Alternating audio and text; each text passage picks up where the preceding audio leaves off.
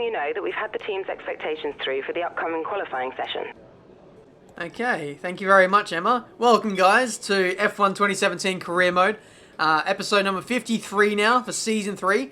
And as you saw there, that's something you don't really see in my career modes all too much. Like, we get expectations placed upon us from the team, and most often, it's fairly easy to achieve those. Like, qualify in 8th place, that's fairly easy, but beating Sebastian Vettel over the course of one lap, that is not so easy. But on the balance of things, I think we always achieve the team's expectation, and you get more points for achieving the team's expectation than what you do for beating your rival. So we're always pretty much in the clear. It's just simply because on paper our McLaren is like still in the midfield, but when you take it to a racetrack, it is often a lot more competitive than what it shows just naturally on like raw performance. But either way, welcome guys to the Malaysian Grand Prix. That got awfully nerdy for a few seconds there, but yeah, here we are in qualifying. Managed to breeze through qualifying 1, as we always do. I don't think that's been a real issue for us at all. I can't remember the last time we were knocked out in qualifying 1, where we were legitimately, you know, part of like the bottom 3 teams. I honestly can't remember. It's got to be maybe early Season 2 or something like that, but we get through to Q3. Fernando Alonso backing us up nicely. His form lately has been really good. Like, he's been topping FP1 sessions, you know, occasionally mixing it up there with the top guys in the early parts of qualifying, but when it comes to the race, though, his performances often take a little bit of a dip, and that's always down to his lack of straight line speed in, you know, retaining some positions that he does get himself into. But here we are in qualifying 3. It must be said, though, I was struggling a little bit over the course of the weekend for understeer, and I thought for this final run here in Q3, I was going to up the front wing angle. I think it was like 5-6 wings or something like that. I decided to up it to 6 wings, despite having... do we have the front down? No, we don't have the front downforce upgrade, but I decided to chuck some extra front wing on it, and so far, it must be said, the car feels so much nicer. It's so much more direct. I'm not missing apexes anymore, and you can see I'm up by 8/10. So you'd have to say, at the moment, the setup change is definitely working. As we go through the middle sector, only down by 1/10, or half a tenth actually, on the pole time. So we're looking absolutely wonderful here on this qualifying lap, though. It must be said, my weaknesses over the course of the circuit are actually the third sector. Like, literally this corner and then the final corner. I can never really nail this corner, and it continues through every single F1 game. I need to do like more time trial laps around here to really understand Malaysia, because in the past it has been a real weakness for me, but as the years have gone on, I think I've got better at this place. But as we go through the final corner, fairly nice exit there in 4th gear, open the DRS, run up to the line. Is it pole position? I don't think it was. I think it was 4th place just as we crossed the line. So we lost 7/10 essentially in that final sector. I don't know where that time has gone. Obviously the penultimate corner, but apart from that, I feel like I nailed the lap fairly well. So it is 4th place for the Malaysian Grand Prix. Fernando Alonso really getting exposed in the final part of qualifying. He was running right there with me the whole time. Obviously my setup change made me break away from his pace quite a bit, but still, yeah, once everyone turns up their engine mixes, Fernando just gets left in the dust sometimes. 566 resource points. We could go for some durability upgrades, but, you know, we've gone 3 seasons without really doing that. And we've basically already taken the pain. We've got our 7th, you know, power unit in, you know, in cycle at the moment. So I don't think we'll need to take any more penalties for the engine. So it makes absolutely no sense to explore the durability side of things, because we've already taken the pain of the grid penalties. We've already got all the engines we need, I believe, for the rest of the season. And you guys know me, like, we've been in this McLaren for so long, and we've always been, you know, at a pace disadvantage. We've always been trying to close the gap as aggressively as we can by going for straight up performance, and that is how we're in a position where we're leading the championship in Season 3 after like 50 odd races. So yeah, we're going to continue down this path, and we will do so until the championship is pretty much guaranteed. But that's qualifying. Time for the race, for the Malaysian Grand Prix, where hopefully we can have a cracking race and just really mix it up with the front guys. Not one of the easiest days to go racing. It's damp, it's slippery, there's dark clouds as far as the eye can see. The rain is here then, and that's going to take away a lot of the grip, Anthony Davidson, and make turn 1 very interesting indeed. Yeah, it's these kind of conditions where you can go in with one of 2 mindsets. You either see it as an opportunity, or you're worried that all of your hard work's about to be undone. We've been stuck in these conditions now for a few hours, more or less this kind of intensity, so we don't seem to have too much standing water, so we're not likely to be starting behind a safety car. And like you say, Crofty, the charge down into turn 1 will be quite interesting. I think we're in for a cracking Grand Prix. We're higher on the grid than we expected. Let's see if we can do even better. Thank you very much, Jeff. Welcome, guys, to the Malaysian Grand Prix. We're on the grid now, where you can see it is clearly raining. Intermediate conditions. I always get, I don't know, a little bit of nostalgia when we come to Malaysia and it's raining. I won't mention why, but I'm pretty sure most of you guys who are OGs will know the exact reason. But we set off now for the formation lap. It's currently raining pretty heavily at the moment, and Jeff and looks like the rest of the field have opted for intermediate conditions, even though they're not probably 100% suited to these conditions. So we'll have to slug it out for a few laps and just kind of survive, and then play the race by ear after that. It looks like it will dry out pretty quickly though, especially with the sun being out as it is. As you saw from the onboard, the sun was kind of peeking through there, so we could be having a dry race very soon. 5 red lights for the Malaysian Grand Prix, and we're underway for one of the final few races of the season. I can't believe it's happening already, but so far the start has been a bit abysmal. We've got Max Verstappen around our outside, Sebastian Vettel on our inside. He dives to the inside, might go on the inside of his teammate. Not too sure. Yeah, he is in there, really close between the two Ferrari boys, almost 3 wide for the 3 of them, and we're just going to settle in nicely and just kind of react to what everyone else does and try and pick a nice line that'll get us towards the front. We go around the outside of Vettel, around the outside of Bottas. Do I hear Raikkonen as well? He goes defensive into turn 4, so we might have a little lunge here, Max Verstappen style, around the outside. Much more flying run. There's probably more grip there as well, since it's kind of not on the racing line. We went past the apex, or past the racing line, where the rubber was, and we managed to swoop through there fairly nicely into P2. So, pretty much the end of the first lap. Lewis Hamilton is absolutely stretching away. The heavy rain will pass in about 5 minutes. We'll then be working with light rain conditions. Yep, pretty much what I was expecting in the Grand Prix, to be honest. Thank you, Jeffrey.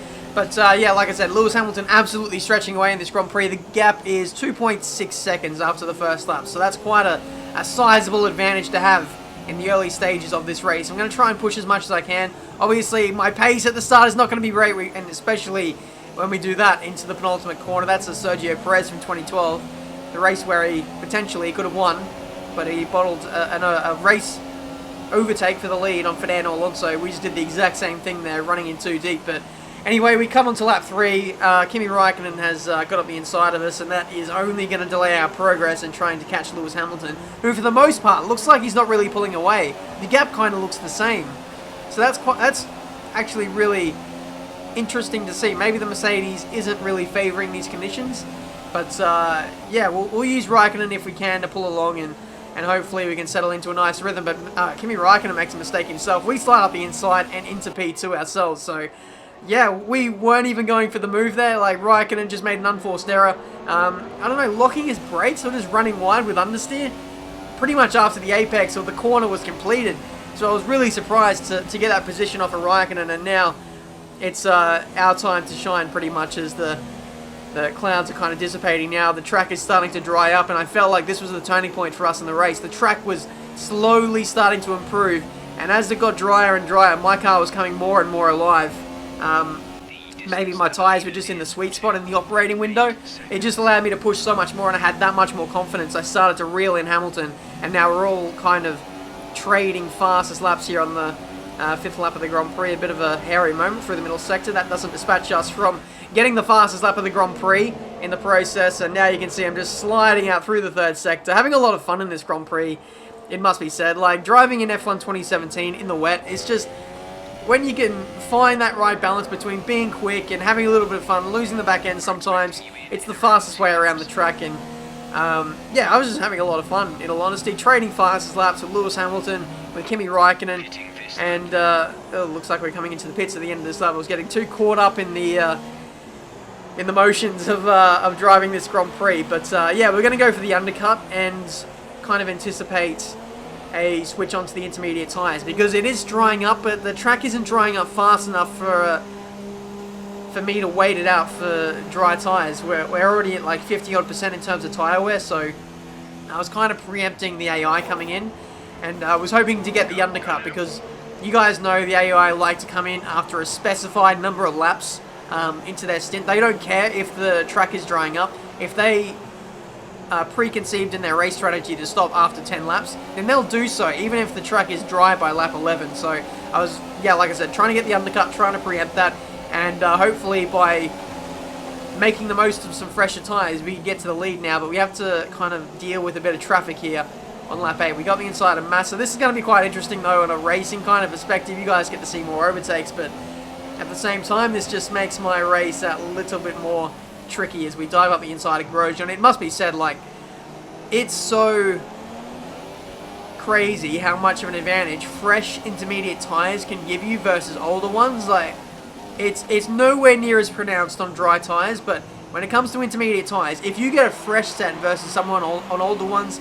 40 or 50%, you can be like 2 or 3 seconds a lot faster. It is ridiculous how much time you can gain.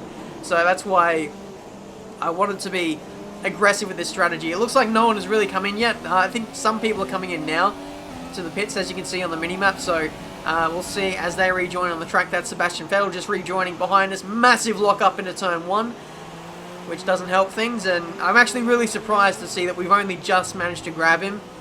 I thought we would have been able to jump in by a little bit more than that. I think Lewis Hamilton has also stopped as well. So the advantage that I thought we'd get from the undercut has kind of been thrown in the bin because of all the traffic we had to deal with over those 2 or 3 laps that we had fresher tyres. So at the moment we sit in P7. Some people still haven't stopped, and it looks like they're going to be holding out until the dry tyres. We're actually diving in again ourselves for dry tyres. The track really started to dry up after I switched to intermediate. So unfortunately, what I normally would have done, I normally would stick it out and would hopefully just wait for the dry conditions. If I would have done that today, I would have been in a much better position, but unfortunately that's not the case. So we've got guys like Bottas, Alonso, Raikkonen, who have all stayed out and have managed to make the pretty smooth transition onto the dry tyres without making a stop. So they've got a massive advantage in this Grand Prix as we rejoin on the track. That's a pretty slow stop, 2.8 seconds. Or it might even be 3 seconds. My screen is very small. We have a yellow flag through the first sector. Kimi Raikkonen is out of the Grand Prix with a mechanical failure, and he was, guaranteed to win that race. He had that much of an advantage, just freshly coming out of the pits, and now he's going to lose out hugely in the championship. That could be championship over for Kimi Raikkonen. He's already like 40 odd points behind me in the standings, and barring any kind of mechanical failure for me, he's going to be even further back. So yeah, I don't see a way back for Raikkonen now at this point, but as we continue on with this race, I've actually fitted on the medium tyres, and I was hoping to go to the end of the Grand Prix, but it looks like the AI have had other ideas. They've all gone on to soft compound tyres, and their pace has been electric. I just haven't been able to run with them, and so much so that I've lost 10 seconds to Vettel. Fernando's P3 right now. Okay, distance to teammate, 15.3 seconds. They're on all softs. The time last lap was a 1 minute, 36.3. So let's just take a step back for a second. I inquired with Jeff about Alonso. I was wondering if he was going to stop again in this race. There was no mention of another stop, so it looks like everyone else ahead will be continuing on. But let's just focus on Kimi Raikkonen for a second. He's just retired from the Grand Prix. He was probably going to finish in like first or second at least. I was probably not going to beat him today, and he would have clawed back some points in the championship. This is probably ultimately the race where not Lewis Hamilton, where Kimi Raikkonen has lost the championship. Let's just kind of contemplate that for a second, because I was a little bit annoyed as well, because I was really looking forward to possibly a titanic battle between both the Ferraris, but I think just their reliability, just the reliability in general for the AI hasn't been there, and I just want to address this for a minute, because our car has been bulletproof. We haven't done any work to the reliability of the car. We haven't done any durability upgrades, nothing like that. Maybe one to the engine. And we never have engine failures. I kind of want to make a little bit of an appeal to Codemasters that this is a little bit silly. Like, I want to see the player getting some reliability issues from now on. Like, I don't even care if there's an option to just like give us the option to turn on the reliability failures, because I feel like at this point it's a bit of an unfair advantage that the AI can just all of a sudden, through no fault of their own, be out of the Grand Prix because their engine has given up. I feel like we should have that too, and on the balance of the championship, it would be more fair.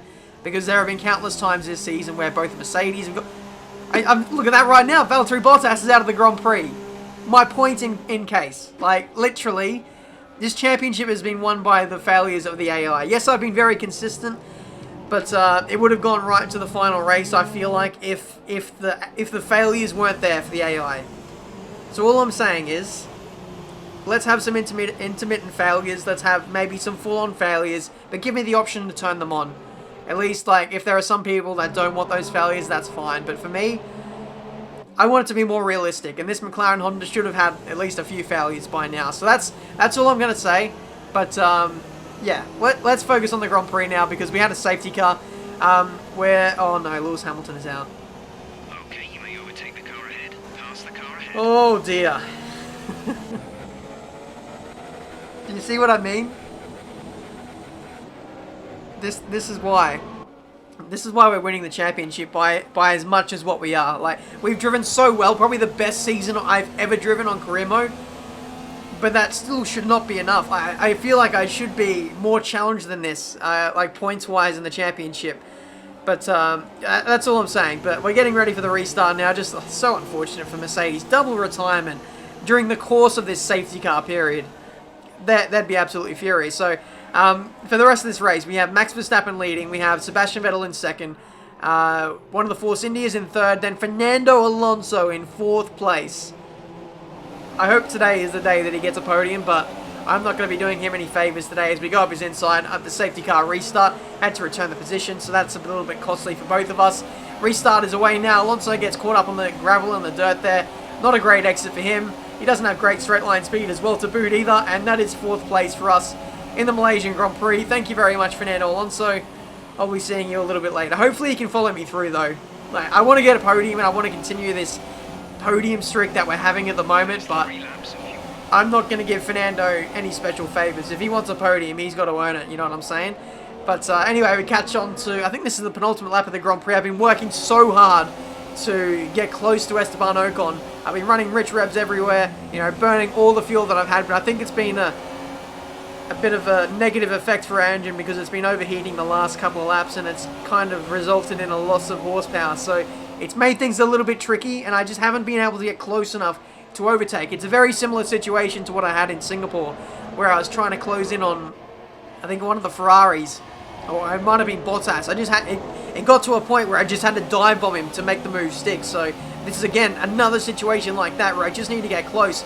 The temperature of the engine is not great, 145 degrees, and yeah, when it gets to that point, you just lose power, and that's what we're being focused with at the moment. I was trying to break the slipstream up if I could, but coming into this middle sector, we're pretty close to Esteban Ocon on the final lap, up the inside into the hairpin, really late lunge into the left-hander, and we finally get the move done with literally only a few corners to go in this Malaysian Grand Prix. Track extended a little bit, trying to make the most of it in the dirty air, and then we just went for the dive up the inside, as late as you dare. Esteban left the space, to be fair to him, and that's us on the podium. So that was the Malaysian Grand Prix. Max Verstappen is only just going to hang on. Vettel in second, and for us, it's third place, and our 14th podium of the season. Absolutely mad. Can't complain about that one. That was an excellent drive.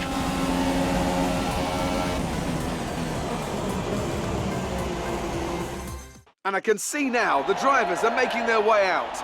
We need Red Bull fighting at the front. They do an incredible amount for Formula One. And that's another winner's trophy heading back to Milton Keynes. Who says F1 2017 isn't realistic? Max Verstappen wins in real life in Malaysia. He wins here in spectacular fashion, though not quite as dominant as what he did in real life. But for us, like I said, that is our 14th podium, if you include the race in Bahrain where we got screwed out of the podium through a glitch. I don't know, like, on one hand, like, we kind of deserve to be winning the championship by this much, but on the other hand, the AI's failures have only exaggerated how dominant this season has been for us.